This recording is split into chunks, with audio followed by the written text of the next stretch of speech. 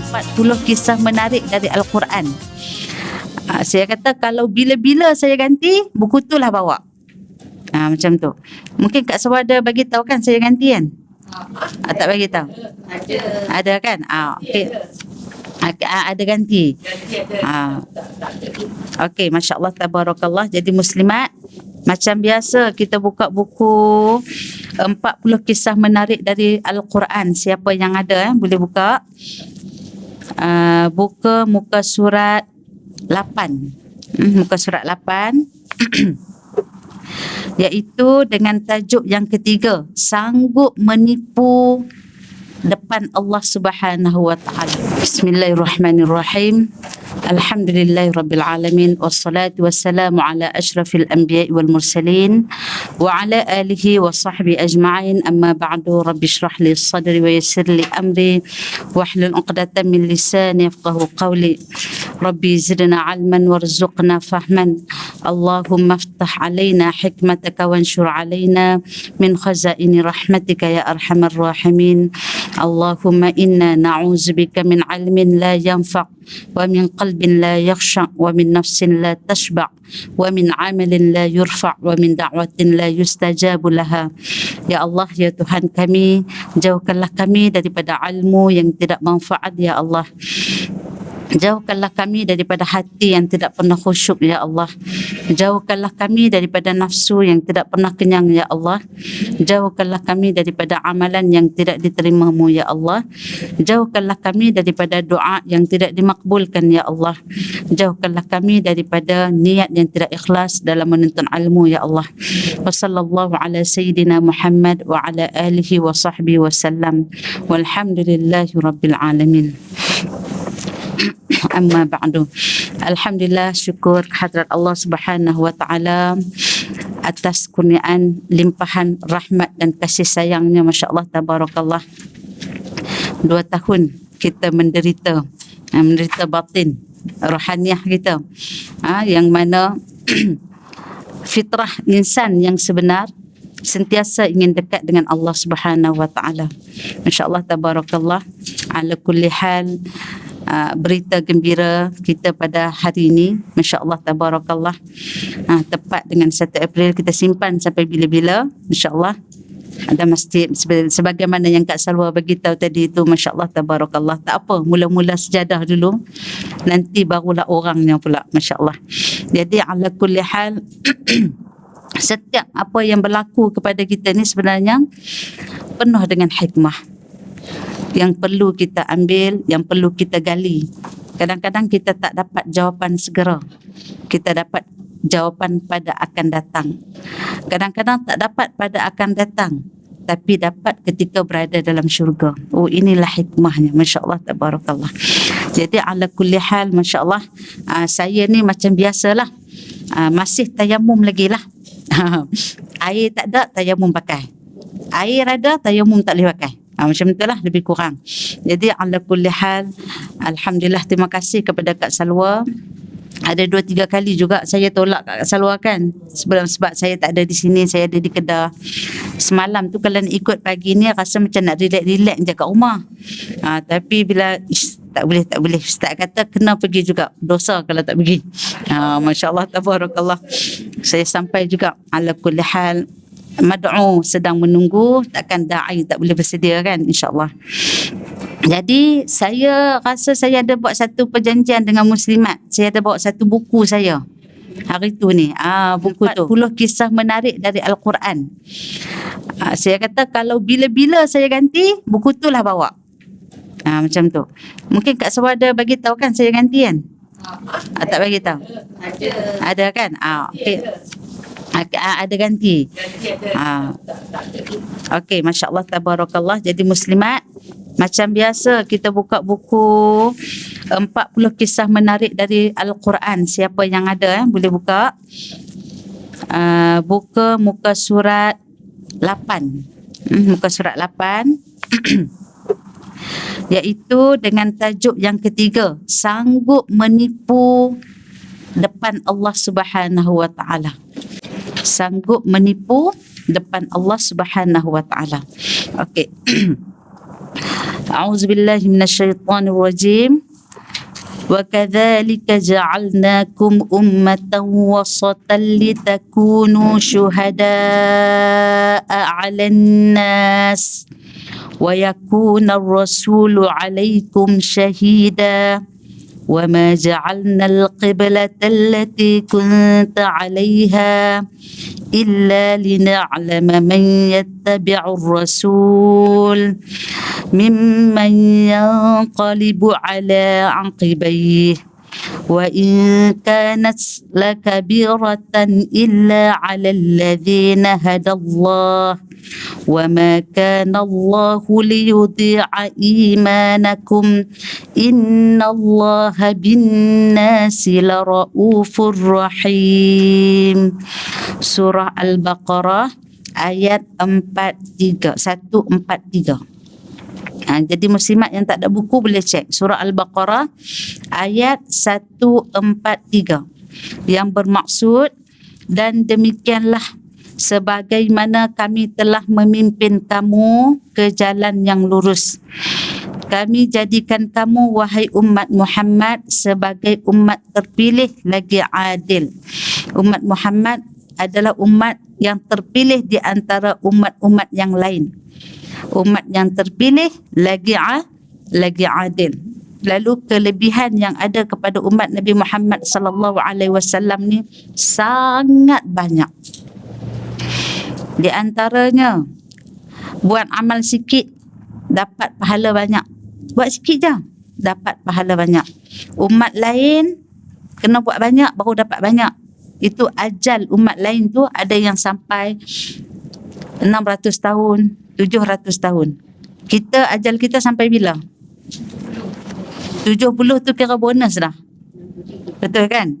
Kalau ikut sunnah 63. Kalau 80 tu memang bonus lah. Allah Ta'ala nak beri peluang kepada kita untuk bertaubat, untuk muhasabah, delete balik dosa-dosa kita. Itu kira umat Nabi Muhammad di antara kelebihannya buat sedikit dapat banyak. Niat nak buat baik, tiba-tiba ajal datang mati. Sudah dikira telah melakukan kebaikan. Itu kelebihan yang tidak ada pada umat terdahulu. Dalam kisah Riyadhus Salihin, seorang lelaki yang telah pun membunuh 99 orang. Kan? Itu masyhur tu hadis tu. Kemudian datang untuk nak bertaubat. Ditanya kepada seorang pendeta. Pendeta kata, "Sakan sampai 99 orang ni tak ada maaf bagimu dah ni." Maka dia tambah lagi seorang jadi 100, iaitu pendeta tu juga. Kemudian dapat lagi, jumpa lagi dengan salah seorang pendeta. Pendeta tu kata masih ada jalan pulang. Maka dengan syarat hendaklah berhijrah, tinggalkan sahabat-sahabat yang membawa kepada keburukan, suasana-suasana yang selalu mengajak kepada ke arah melakukan keburukan. Setelah mana dia berhijrah, lagi berapa meter lagi nak sampai ke perkampungan yang dihajatkan, tiba-tiba ajalnya datang. Masya Allah, tabarakallah. Niat nak buat baik tu dah ada, tapi belum melakukan amal ibadah, baru nak buat baik. Nak sampai saja dah mati. Maka malaikat rahmat dan malaikat azab pun turun, saling berebut di antara kedua mereka. Berebut. Satu nak sebab nak azab, satu lagi nak sebab malaikat rahmat minta Allah Ta'ala bagi rahmat. Allahu Akbar. Akhirnya itu dalam umat terdahulu, tetapi diceritakan kepada kita sebagai menunjuk pada umat Nabi Muhammad sallallahu alaihi wasallam ini adalah umat yang bila dia niat, dia dapat satu kebaikan. Buat lagi dapat 2 kebaikan, iaitu pahala. Kalau mati sebelum sempat buat, maka dapat seolah-olah dia telah pun melakukan perbuatan tersebut. Jadi jangan main-main dengan niat. Niatlah setiap hari untuk buat kebaikan. Dan jangan sesekali hanya pakai niat saja. Jangan sesekali hanya pakai niat saja. Niat untuk buat baik tu boleh, tapi jangan sesekali nak solat pakai niat. Kan ada kan ajaran-ajaran sesat. Solat pakai niat. Main makan tak nak pula pakai niat. Kan? Jadi masya-Allah, tabarakallah. Jadi di sini disebut sebagai umat terpilih lagi adil, supaya kamu layak menjadi orang yang memberi keterangan kepada umat manusia tentang yang benar dan yang salah. Dan Rasulullah sallallahu alaihi wasallam pula akan menjadi orang yang menerangkan kebenaran perbuatan kamu. Sebenarnya kiblat kamu ialah Kaabah, dan tiadalah kami jadikan kiblat yang engkau menghadapnya dahulu wahai Muhammad, melainkan untuk menjadikan ujian bagi melahirkan pengetahuan kami tentang siapakah yang benar-benar mengikut Rasul serta membenarkannya, dan siapa pula yang berpaling tadah berbalik kepada kekufurannya. Sesungguhnya soal peralihan arah kiblat itu adalah amat berat untuk diterima kecuali kepada orang-orang yang telah diberikan petunjuk hidayah oleh Allah. Dan Allah tidak akan menghilangkan bukti iman kamu. Sesungguhnya Allah melimpah belas kasihan dan rahmatnya kepada orang-orang yang beriman. Kisah di sebalik ayat ini. Ada kisah di sebalik ayat yang diturunkan. Kadang-kadang nama dia asbabun nuzul. Kadang-kadang bukan asbabun nuzul, tetapi ayat ini turun ada beberapa peristiwa berlaku. Okey. Jadi kita tengok sesudah turun tentang jawapan Allah Subhanahu wa taala kepada orang Yahudi tentang olok-olok mereka mengenai perubahan kiblat. Orang Yahudi ni mereka duk perhati tengok Rasulullah sallallahu alaihi wasallam datang daripada susur galur Nabi Ibrahim alaihi salam. Dia duk perhati tengok.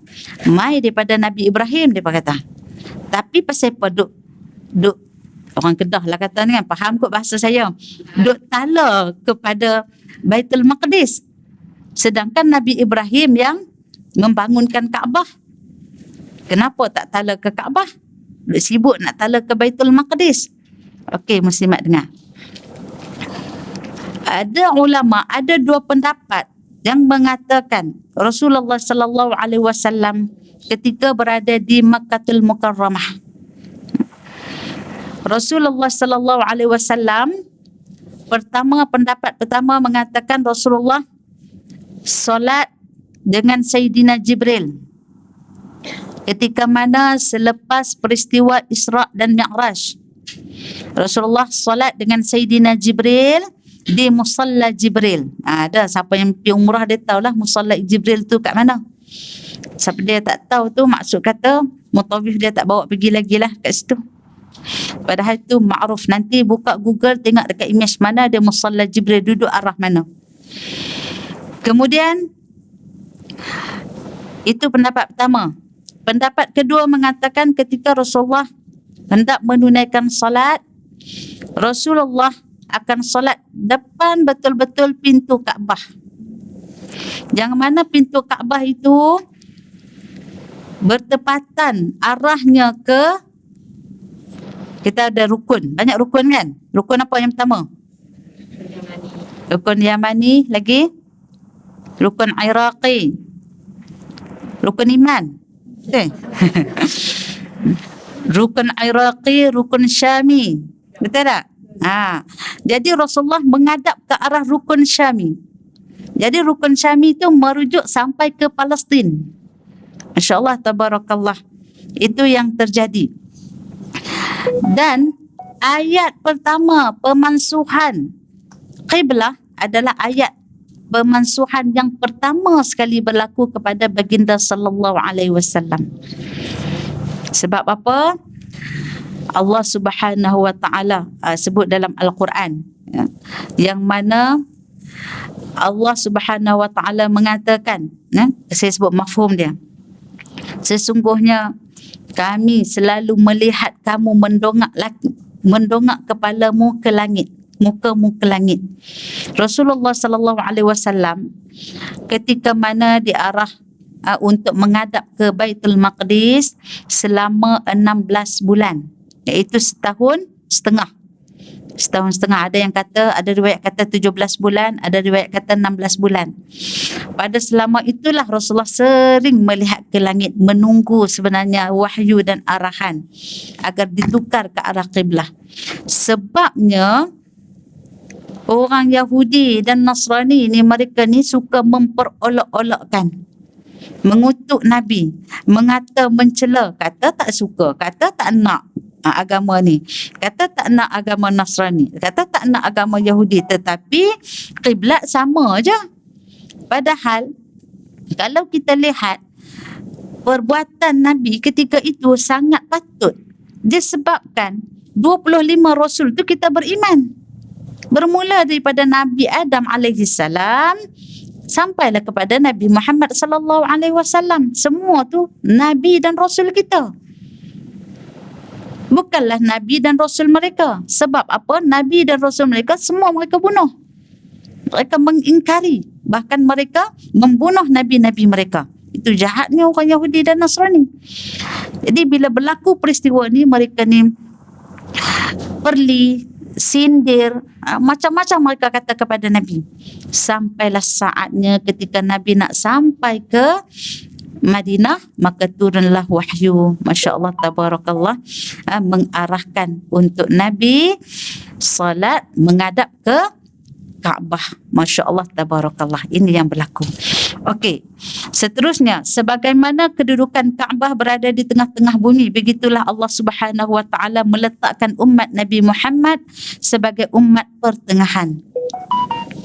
Allah Subhanahu Wa Taala mengiktiraf keadilan umat Nabi Muhammad dengan menjadikan mereka saksi ke atas umat yang lain di hari kiamat. Hebatnya umat Nabi Muhammad ni akan menyaksikan ke atas umat-umat yang lain di hari kiamat. Dan umat Nabi Muhammad diberi kelebihan, iaitu kita ni dapat mempelajari, dapat mengambil pengajaran daripada kisah umat-umat terdahulu melalui nabi-nabi mereka, yang mana dirakam lengkap dalam Al-Quran. Rasa nak ingkar dengan Allah, rasa nak bermaksiat dengan Allah, baca Al-Quran banyak-banyak. Apa kesan orang yang ingkar, apa kesan orang yang maksiat. Rasa sedih, jadikan Al-Quran sebagai motivasi. Baca juga Al-Quran. Walaupun Ustazah kalau baca makna dia tak berapa nak faham, baca. Sebab Al-Quran itu syifa. Tak faham pun tak apa, biar kita baca. Tapi kalau nak faham, kena cari guru bagi faham. Jangan duk buat faham sendiri. Kalau faham sendiri, lama-lama jadilah apa yang telah terjadi. Masya Allah, Tabarakallah. Sebab apa? Al-Quran tidak boleh ditafsir dengan akal. Al-Quran mesti ditafsir dengan guru-guru yang bertalaqi. Masya Allah, Tabarakallah. Okey, kemudian bahkan umat ini akan menjadi saksi kepada para rasul dengan membenarkan dakwah yang telah mereka sampaikan. Kalau dalam satu hadis yang lain diceritakan, pada hari Yaumul Mahsyar, hari kita dibangkitkan semula, pada saat ketika itu suasana manusia ada yang ketika itu berdiri, ada sampai satu ketika Allah Subhanahu Wa Taala memerintahkan semua makhluk duduk berlutut, termasuk jin dan manusia, termasuk para syaitan, semua berlutut. Pada ketika itu, Masya Allah, Tabarakallah, berlutut ni bayangkan berapa minit pun sakit. Lutut, kan? Ni tak tahu ni berpuluh-puluh ribu tahun. Masing-masing manusia dia akan merasai lamanya duduk melutut itu mengikut kadar amal ibadah kita. Ada orang dia rasa 1000 tahun. Ada orang dia rasa berpuluh-puluh tahun, biasanya orang kafir. Ada orang dia rasa seolah-olah di antara waktu asar dan maghrib, tu saja. Tu para, Masya Allah, para awliya, para siddiqin, para salafus salih. Maka pada saat itu Allah Ta'ala ilhamkan kepada umat Nabi Muhammad sallallahu alaihi wasallam untuk meminta daripada setiap nabi ni. Minta apa? Minta syafaat, untuk minta kepada Allah supaya memerintahkan bangun daripada duduk berlutut tu lama sangat dah. letih, azab. Suasana melutut ketika tu. Bayangkan orang yang sakit lutut pula macam mana. Allahu Akbar, Masya Allah, Tabarakallah. Bila mana pergi berjumpa dengan Nabi Adam alaihi salam, Nabi Adam kata apa? Allahu Akbar. Nabi Adam tolak. Sebab apa? Rasa berdosa kerana telah pernah melanggar perintah Allah, lalu diperintah untuk turun ke dunia. Sebab itulah Nabi Adam rasa tak nak, tak patut, tak layak nak jadi, nak ambil syafaat, nak bagi syafaat, nak minta kepada Allah. Kemudian pergi pula berjumpa dengan Nabi yang lain, Nabi Nuh. Nabi Nuh pun sama, menolak juga.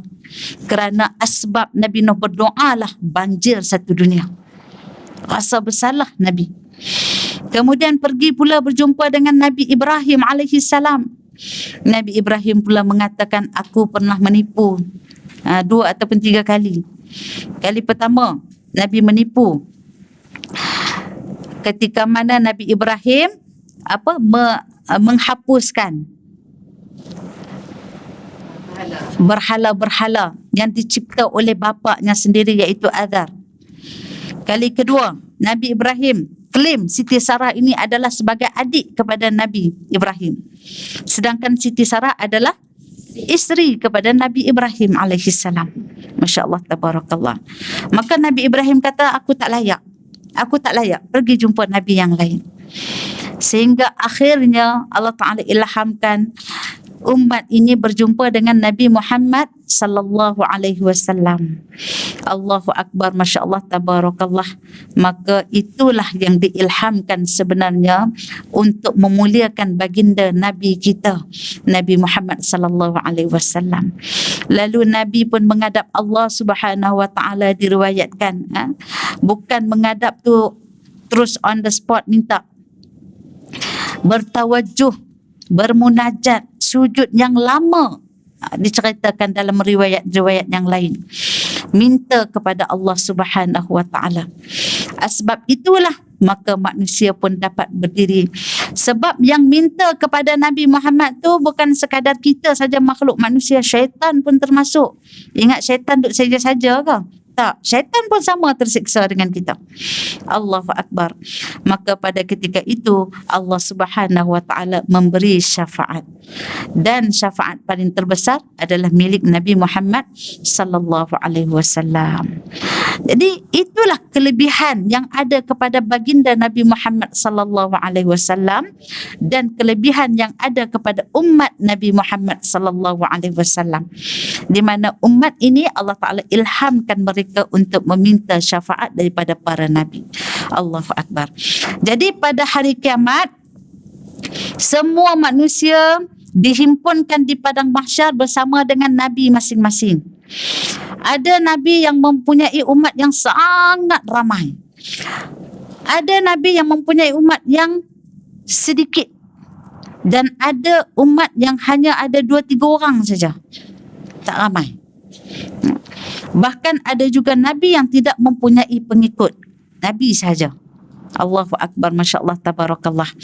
Jadi tu sebabnya kalau kita tengok dalam hadis riwayat yang lain, saya sebut mafhumnya, Nabi bangga dengan umatnya yang ramai. Nabi sangat bangga. Umat Nabi yang sangat ramai, yang sangat produktif. Walaupun ada hadis yang lain mengatakan akhir zaman ni umat Islam ramai, tetapi seperti mana buih di lautan. Maksud kata buih di lautan ni, ada umat Islam yang ramai tetapi tak beramal sebagaimana amalan orang Islam sepenuhnya. Tak menjadikan Islam itu is the way of life, tak ada. Dia ambil setengah-setengah aja. Waktu mati, kematian, waktu jenazah, waktu solat jenazah, waktu akad nikah, kenduri kahwin lain.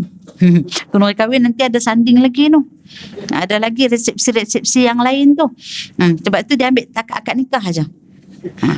Macam-macam lah kalau kita nak bincangkan. Maksud kata akhirnya kita ni bukan duduk pertengahan zaman. Kita ni sedang duduk di akhir zaman. Yang tak tahu masa bila nanti akan datang satu tokoh yang dianggap tokoh. Itu nama dia Dajjal. Yang semua pada ketika itu ada orang Islam yang mana imannya Masya Allah Tabarakallah sangat tipis ketika itu sehinggakan ia mencari-cari fatwa untuk membenarkan ia untuk mengikut Dajjal. Allahu Akbar, Masya Allah Tabarakallah. Sebab di antaranya tertipu dengan apa yang dibawa oleh Dajjal. Allahu Akbar. Ketika itu bahkan ada Nabi yang tidak mempunyai pengikut, maka setiap umat itu akan dipanggil lalu ditanya kepada mereka, apakah Nabi ini telah menyampaikan perintah Allah kepada kalian? Maka mereka menjawab tidak. Tu dahsyat tu. Orang ni, mereka ni sanggup menipu di hadapan Allah. Sanggup mengatakan tidak pernah sampai kepada mereka. Kalau kita tengok dalam surah Al-Mulk, bila mana malaikat cuba melempar mereka ke dalam neraka, bunyi keadaan suara mereka seperti mana suara orang yang dilempar secara paksa. Cuba contohlah kalau kita tengok orang selalu yang buang kucing tu, dia lempar kucing tu, macam mana bunyi kucing tu? Disebut syahiqan. Syahiqan wa hiya tamur. Merengket terpaksa, bukan masuk dengan rela. Begitulah malaikat akan buat kepada manusia yang berdosa. Akan dilempar, tak rela akan dilempar. Maka pada ketika itu malaikat bertanya kepada mereka dalam surah Al-Mulk, kullama ulqiya fiha faujun sa'alahum khazanatuha alam ya'tikum nadhir. Tidakkah ketika tu datang kepadamu peringatan sampai kamu nak kena buang dalam neraka sampai macam ni? Tidakkah dulu, malaikat tanya, tak datang peringatan kepada kamu?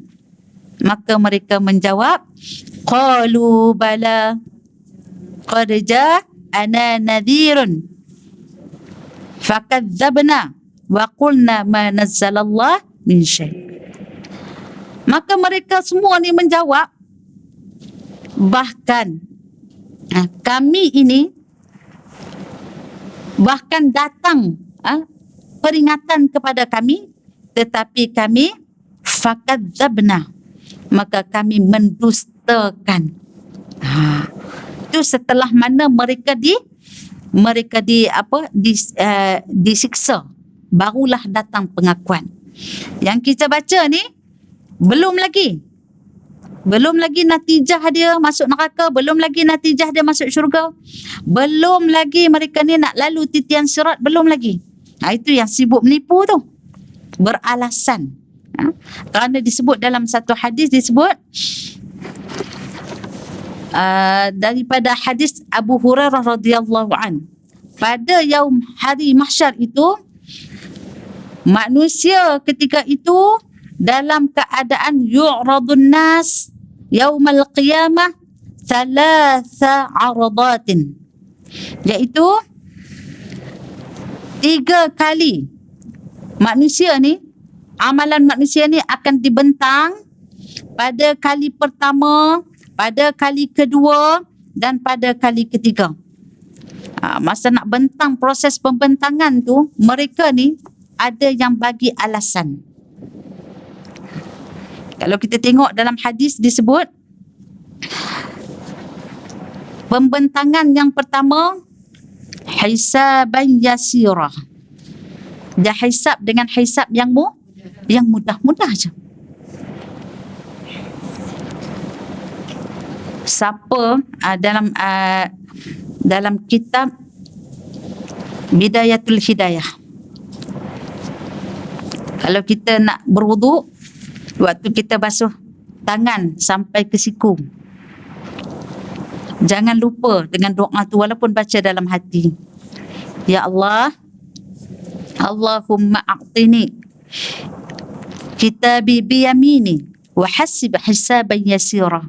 Ya Allah, berikanlah kepadaku kitab di sebelah kananku dan hisablah aku dengan hisab yang mudah. Wala tu'tini, jangan kau berikan kepadaku kitabi biyasir, iaitu kitab di sebelah kiriku ataupun di belakangku. Allahu akbar, masya-Allah, tabarakallah. Wala tahsib hisaban asira, jangan kau hisab aku dengan hisab yang sukar. Sebab akan ada 3 perbentangan. Satu, akan diberi buku catatan amalan di sebelah kanan, berbahagialah kita. Nak dapat golongan yang pertama, as-sabiqunal awwalun, dimasuk syurga tanpa hisab tu harus dah. Betul tak? Harus dah.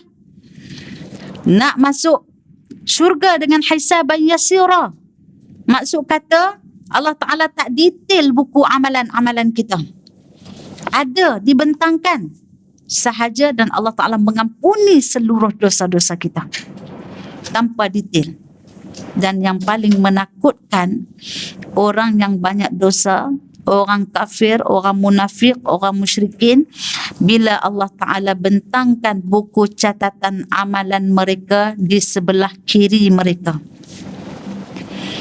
maka pada saat itu bukan sekadar di sebelah kiri, ada satu golongan Allah Ta'ala bagi di sebelah belakang. Mereka diriwayatkan ada yang mereka ambil di sebelah belakang melalui tangan kiri, ada yang mereka tebuk perut mereka sehingga berlubang lalu mereka ambil. Allahu akbar, masya-Allah, tabarakallah, wal a'yazubillah. Itu keadaan-keadaan baru di padang mahsyar. Maka pada saat itu mulalah manusia ni saling menyalahkan. Mereka beralasan saling menyalahkan di antara satu sama lain. Ada satu umat, mereka ini sanggup menyalahkan Nabi mereka. Yang ni yang kata, kau tak datang pun, Nabi tak datang, tak bawa pun peringatan kepada kami. Dia salah, menipu di hadapan Allah. Sanggup. Itu terdiri daripada sikap orang-orang Yahudi, sikap orang-orang Nasrani, yang mana mereka tak suka, mereka tak gemar ketika mana di atas dunia mereka tahu kebenaran tetapi mereka meninggalkan kebenaran. Sebab kalau kita tengok muslimat, fitrah insan yang sebenar nak bertuhan, betul. Cuma jalan mencari Tuhan itu terpesong. Jalan yang sebenar adalah jalan syariat Islam sahaja. Ad-dinul Islam. Inna ad-dina 'indallahil Islam. Agama yang sebenar di sisi Allah adalah Islam. Walaupun nanti ada yang datang. Saya ada baca satu buku tentang, dia cerita tentang Millah Ibrahim. Dia kata, kenapa kamu nak ikut Muhammad sedangkan Muhammad pun ikut Ibrahim? Maka sepatutnya kamu kena ikut Ibrahim. Sedangkan bila mana Nabi Muhammad sallallahu alaihi wasallam adalah khatamul anbiya, Nabi terakhir datang, maka menutup pintu-pintu syariat daripada nabi-nabi yang lain. Terbatal syariat daripada nabi-nabi yang lain. Masya-Allah, tabarakallah. Jadi mereka ini akan menyalahkan nabi-nabi mereka, sehingga sanggup mereka ini beralasan di hadapan Allah bahawa kami tidak menerima Nabi. Allahu akbar. Kononnya Nabi mereka itu tidak menyampaikan dakwah kepada mereka. Allahu akbar, masya-Allah, tabarakallah. Hati mereka di dunia tertutup. Sedangkan setiap umat, setiap manusia, paling kurang sekali Allah Ta'ala akan beri hidayah kepada dia. Paling kurang sekali. Dan ada orang terima hidayah banyak, beberapa kali, tetapi dia terpesong. Dia menidak, memaling daripada hidayah Allah. Dan paling kurang setiap kita ni akan ada satu sekali yang Allah Ta'ala akan hantar hidayah kepada kita. Beruntunglah kita kalau kita menyahut hidayah tersebut. Allahu akbar. Sayyidina Umar, zaman ketika sebelum masuk Islam, di mana Sayyidina Umar pernah mendengar Rasulullah sallallahu alaihi wasallam sedang membaca Al-Quran. Lalu terdetik dalam hati Sayyidina Umar bahawa Rasulullah ini adalah seorang pembohong. Maka dijawab, Rasulullah jawab dalam surah Al-Haqqah. Baru terdetik dalam hati Sayyidina Umar, dia tak pergi pun kata kepada Nabi. Baru terdetik. Lalu Allah Ta'ala ilhamkan kepada Nabi Muhammad. Teruskan dengan surah Al-Haqqah yang menafikan tentang kebohongan. Kemudian terdetik pula dalam hati Sayyidina Umar mengatakan tentang Rasulullah ini adalah seorang penyihir ataupun kahin.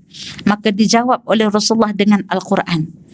Itulah di mana saat ketika itu diriwayatkan, diceritakan sendiri oleh Sayyidina Umar di mana hatinya tertarik dengan bacaan Al-Quran Rasulullah sallallahu alaihi wasallam.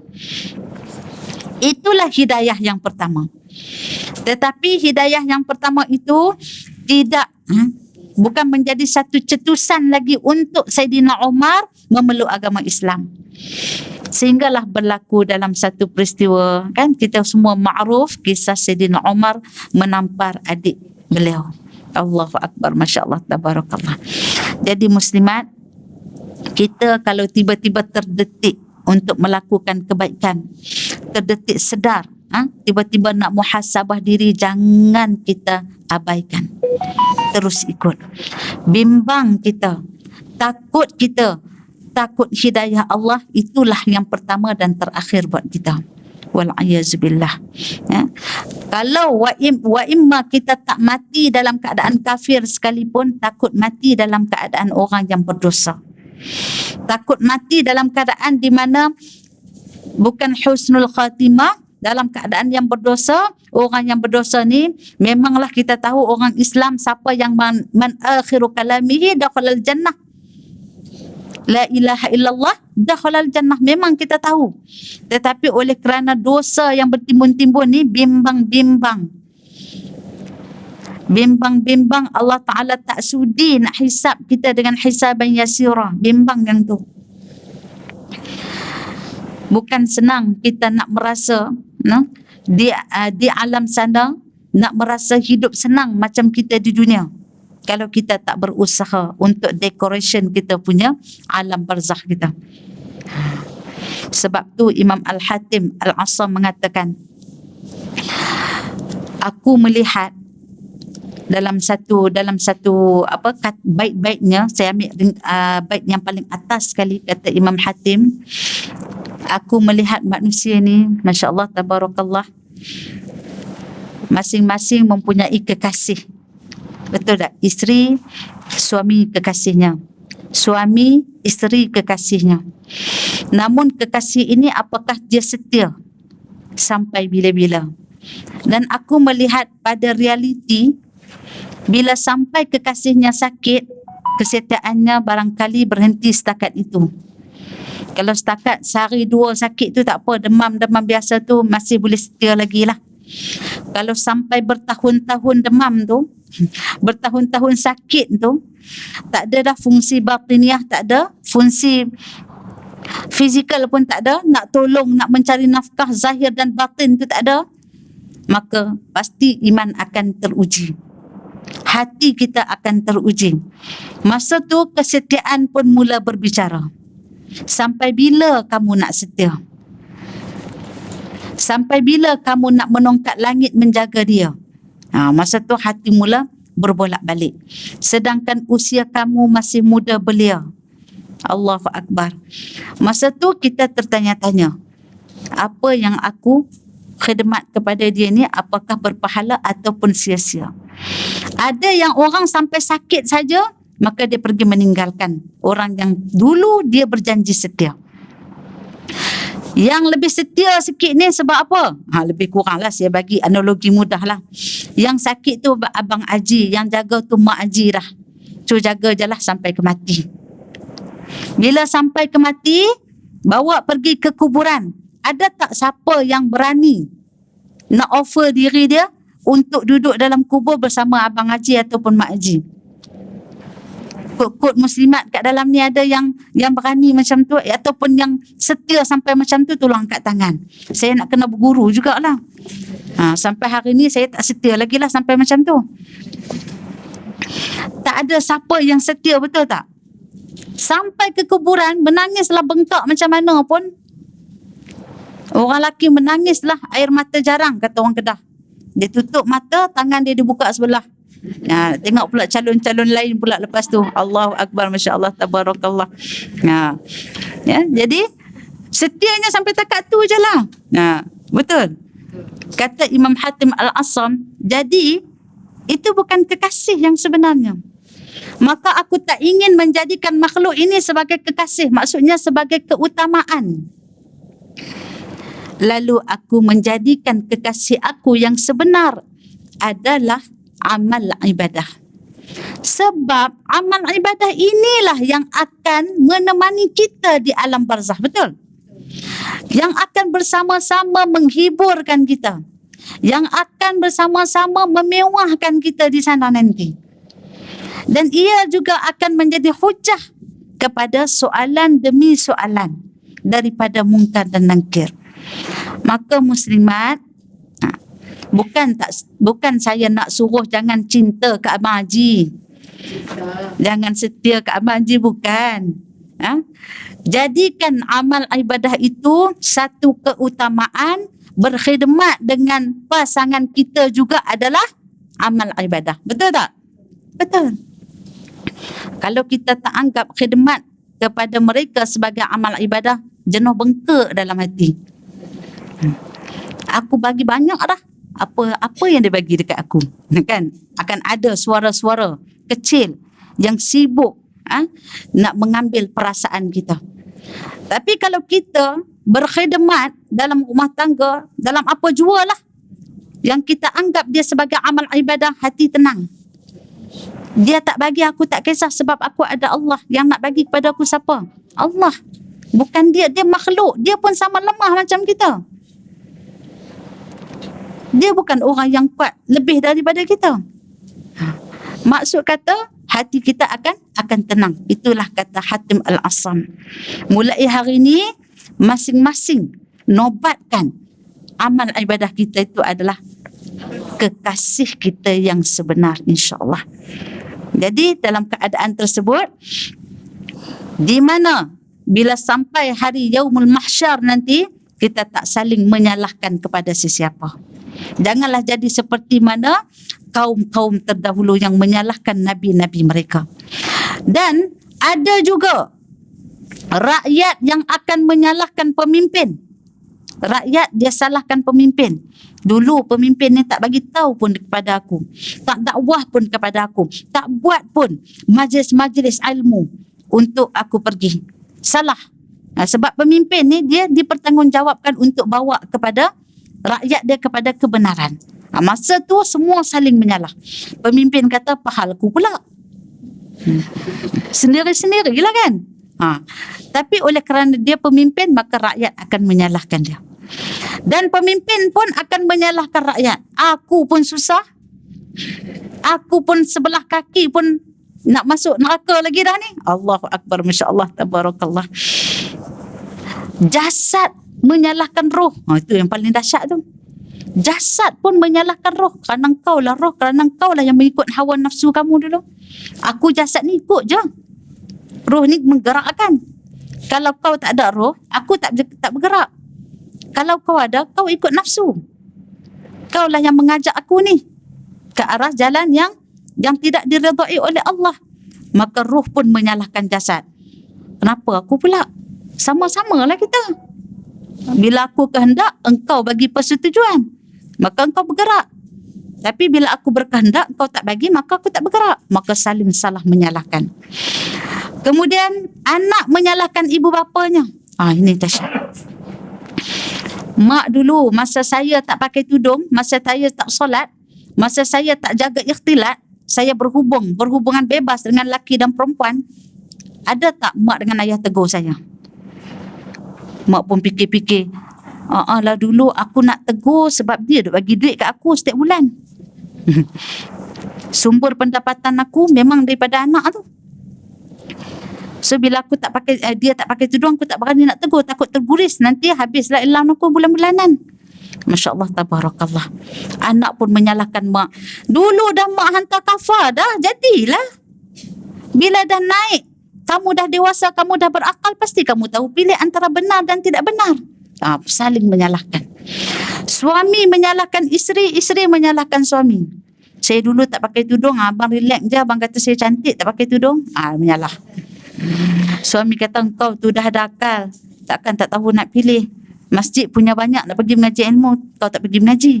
Paling saling menyalahkan. Kemudian begitulah keadaannya, mereka saling menyalahkan dan membela diri masing-masing. Allahu Akbar, Masya Allah, tabarakallah. Jadi kita kembali kepada buku ni balik.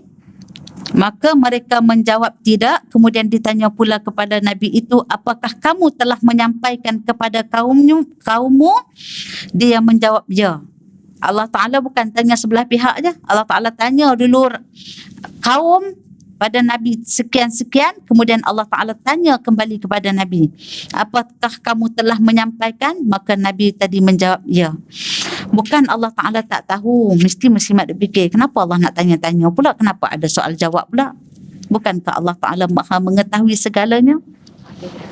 Tetapi inilah untuk kita baca, untuk kita jadikan sebagai panduan. Akan berlaku fenomena ini di padang mahsyar nanti. Yang kita baca ni bukan satu benda cerita-rekaan, bukan dongengan, tetapi inilah daripada ayat Al-Quran, daripada hadis yang sampaikan kepada kita. Kita nanti bila duduk dalam keadaan tu baru kita teringat, oh aku belajar dulu ni bab ni tapi aku terleka, aku terlupa. Allahu Akbar. Kemudian ditanya pula kepada Nabi tersebut, siapa saksimu? Maka dia menjawab, Muhammad dan umatnya. Allahu Akbar. Itu kelebihan umat Nabi Muhammad sallallahu alaihi wasallam.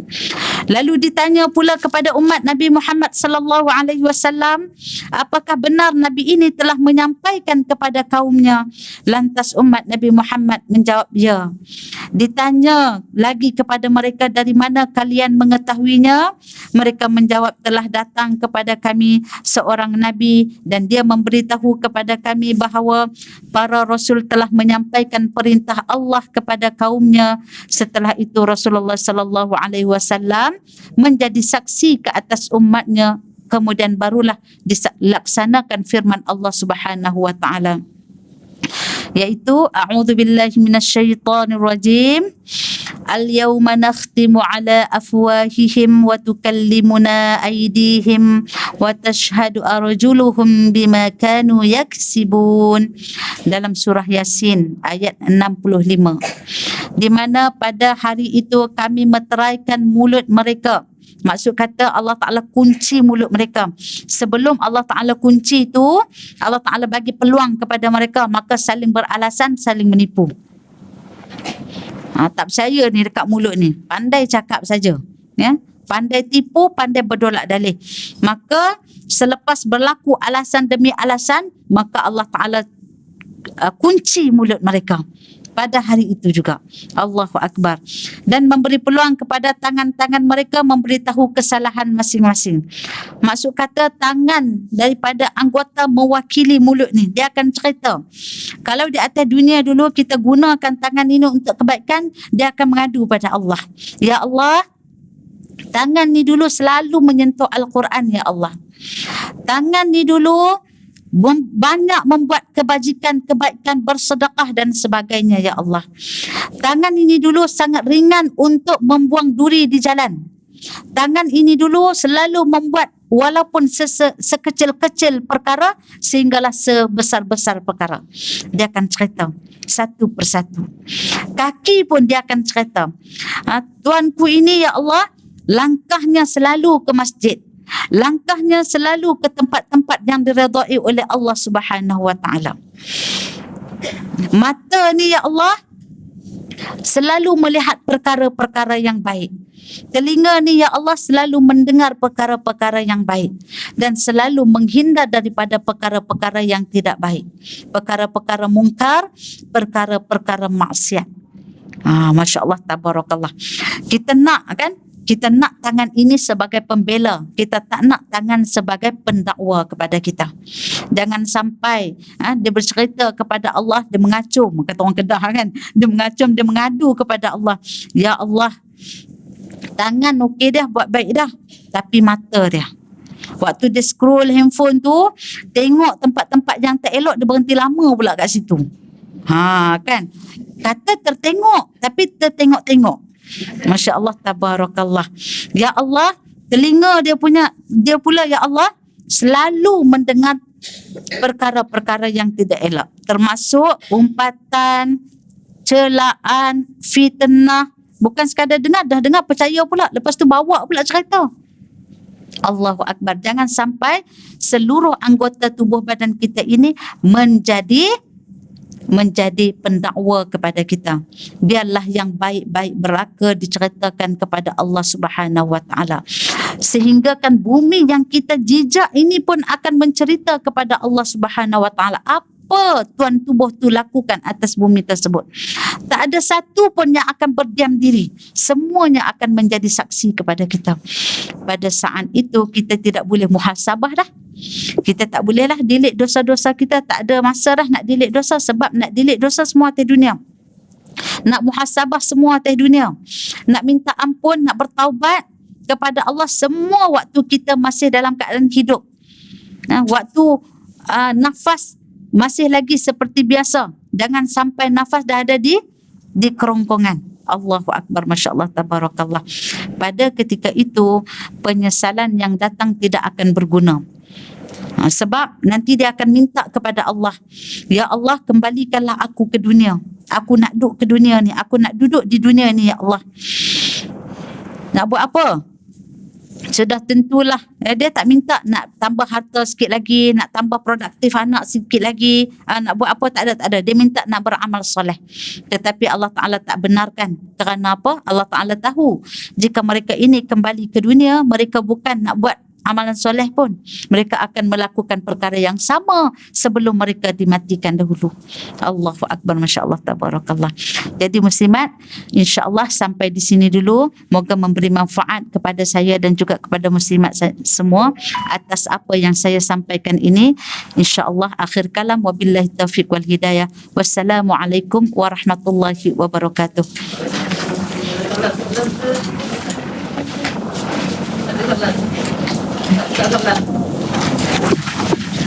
Ada soalan? Kita tak baca tasbih kafarah lagi, tak apa. Ustaz pun orang tak ada soalan. Ada soalan? Saya dah lepas semua nak urut Ustaz dah. Tak ada soalan, faham. Dia orang mengaji dekat air, saya ni tayamum. Jadi semua alhamdulillah maklumat semua dah ada kan. Saya pun lega sikit lah. Faham tak Ustaz kata air dan tayamum? Allahu Akbar. Apa maksud dia Ustaz? Maksud dia kalau kita nak berwuduk, ada debu tayamum dengan ada air, apa kita nak guna? Kalau kita nak guna tayamum juga boleh tak? Tak boleh. Maksud kata yang paling utama adalah air. Saya ni diumpama tayamum. Air tu para asatizah yang hebat-hebat belaka. Jadi bila dah tak ada air tu, barulah guna tayamum tu. Bila datang air, terhapuslah tayamum ni. Masya Allah, tabarakallah. Allahu Akbar. Alhamdulillah. Okey, dah tak, kalau tak ada soalan dah, saya tutup dulu majlis kita dengan tasbih kafarah dan suratul Asr. Subhanakallahumma bihamdika asyhadu an la ilaha illa anta astaghfiruka wa atubu ilaik. Bismillahirrahmanirrahim. Wal 'asr innal insana lafi khusr illa alladhina amanu wa 'amilus solihat wa tawassaw bil haqq wa tawassaw bis sabr. Amin amin ya rabbal alamin. Taqabbalallahu minkum innahu minkum taqabbal ya karim. Alhamdulillah.